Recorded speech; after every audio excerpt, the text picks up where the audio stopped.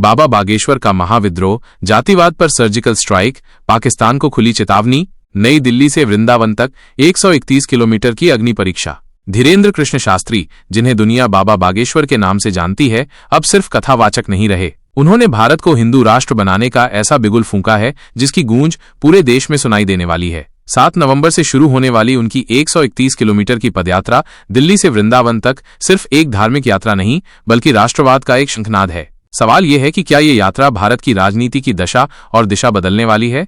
बाबा बागेश्वर ने जातिवाद की जड़ों पर ऐसा कुठाराघात किया है जिसकी उम्मीद कम ही लोगों को थी। उन्होंने सीधे तौर पर राजनेताओं को चेताया है, जातिवाद के नाम पर वोट बैंक की राजनीति बंद होनी चाहिए। उनका स्पष्ट संदेश है, राष्ट्रवाद की राजनीति करो वरना जनता तुम्हें सबक सिखाएगी। ये कोई सामान्य बयान नहीं बल्कि उन राजनेताओं के लिए एक अल्टीमेटम है जो वोट के लिए समाज को बांटते आए हैं। क्या ये चेतावनी आने वाले चुनावों में कोई बड़ा भूचाल लाएगी?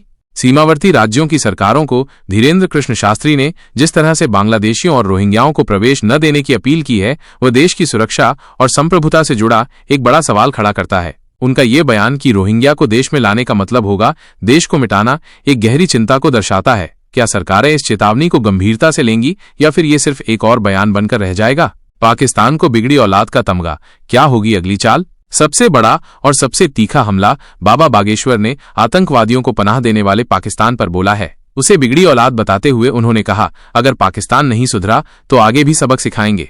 ये सिर्फ एक बयान नहीं बल्कि एक खुली चुनौती है। उन्होंने ये भी कहा कि भारत की बेटियों ने ही उसे सीधा कर दिया, बेटों के हाथ कमान दिया तो क्या होगा। ये चेतावनी पाकिस्तान के लिए क्या मायने रखती है और भारत की ओर से सबक सिखाने की अगली चाल क्या होगी, ये देखना दिलचस्प होगा।